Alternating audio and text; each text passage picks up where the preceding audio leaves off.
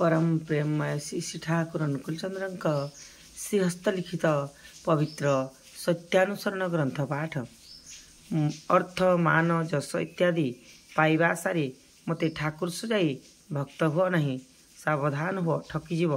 तुमर ठाकुरत्व जाग्रत नहेले केही तुमर केन्द्र भी नहंती ठाकुर भी नहंती फांकी देले ताहा ही पाइब। दुर्बल मन चिरकाल ही संदिग्ध सेमाने कदापि निर्भर करि पारंती नहीं विश्वास हराइछंती तेणु प्राय रुग्ण कुटिल इंद्रिय परवेश होई पड़ती सेमानंक निकटरे सारा जीवनटा ज्वालामय शेषरे अशांति रे सुख दुख डूबी जाए सुख कण दुख कण कहि पारंते नहीं कहले हुए तो बेस ता मध्य अशांति अवसादरी जीवन क्षय हो जाए। दुर्बल हृदय रे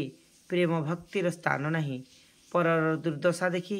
परर व्यथा देखी परर मृत्यु देखी निजर दुर्दशा व्यथा